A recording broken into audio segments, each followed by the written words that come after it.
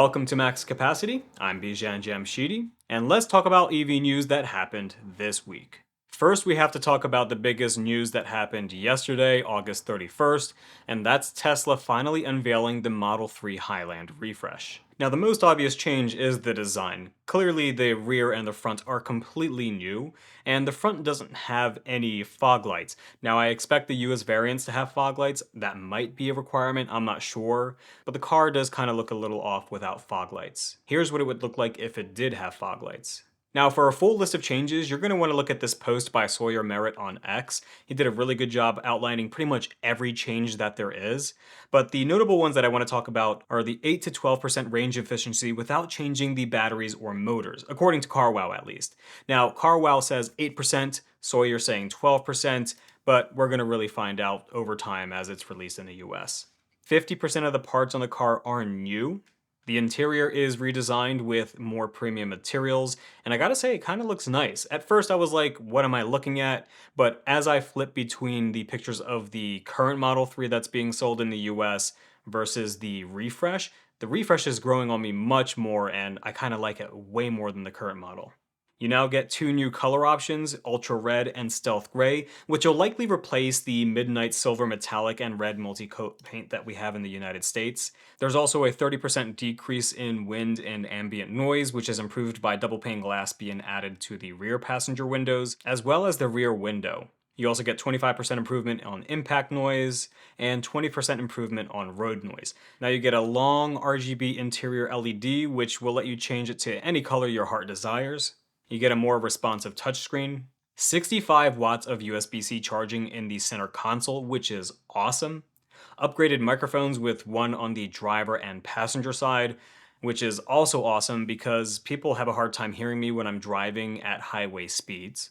Improved phone connectivity to the car, so it'll recognize you from further away.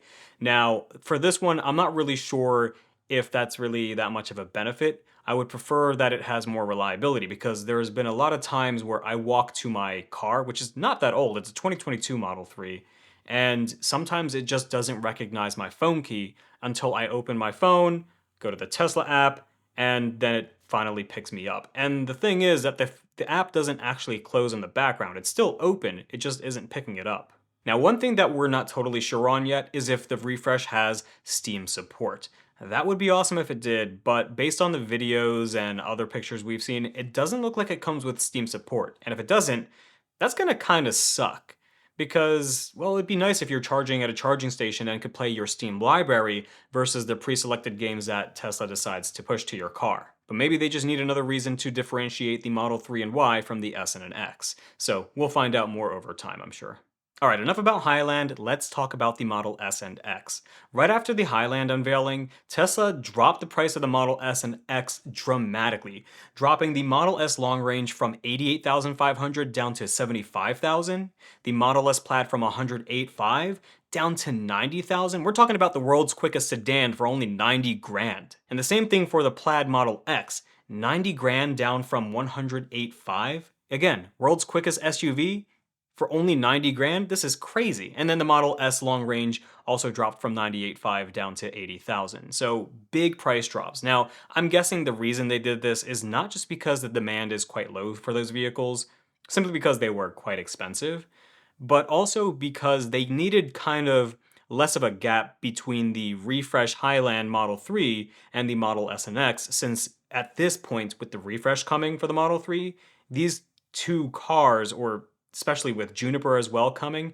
all these models are getting closer to each other in terms of feature parity. So maybe they realize, okay, there's not much of a difference between the Model S and X, we should drop the price. Now, I'm not saying that the Model S and the Model 3 Highland are close in terms of the kind of car they are. They're completely different. The Model S is going to be much more comfortable with air suspension. It's going to be much more quieter with the noise cancellation. It's going to have the center driver display, which personally I want so much, and lots more other things. So it's not like they're that much the same, but they are getting closer in terms of the kind of car that they are, even though the Model 3 Highland is much smaller. Also, if you do decide to buy the Model X long range, because it's now $79,990, it now qualifies for the $7,500 federal tax credit, as well as some other state incentives too, depending on what state you live in. For example, in Colorado, you can get an additional $5,000 off, making the effective purchase price of a brand new Model X long range $67,500, which is insane for the kind of car that that is. And not only did they drop prices, but they also made every color option free. So now if you want that ultra red, you don't have to pay $3,000 anymore. It just comes with the car, just select the color. But Tesla didn't just stop with the price drops on the Model S and X. They also dropped the price on FSD from $15,000 down to $12,000. Now, I don't think this is something anybody ever expected because Elon always said that FSD is going to be kind of like valued at $100,000 in the future once robo-taxis are here, or so on and so forth.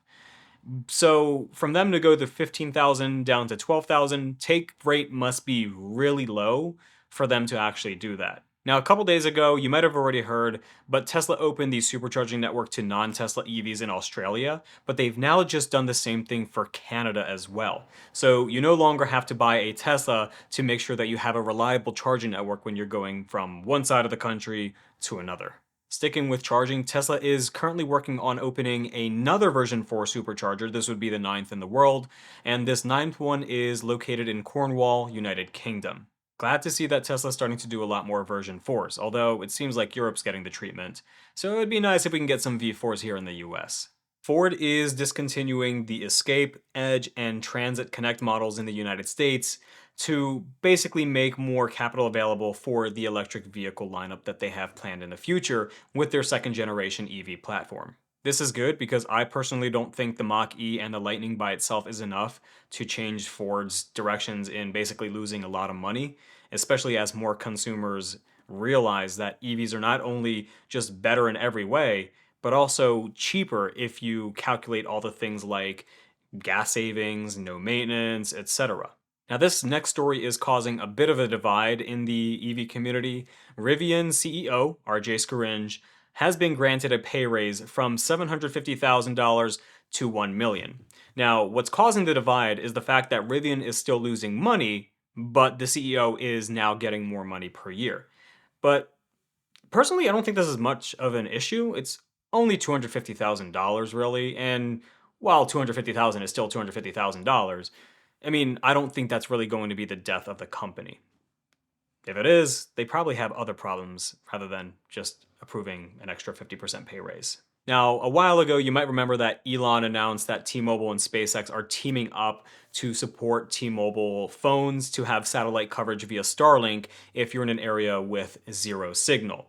Well, now Japanese provider KDDI and SpaceX have announced that they are also going in a similar agreement to provide satellite coverage for areas where there's just no 4G or 5G coverage. This is great, and I hope this comes to more carriers all around the world, not just the US and Japan.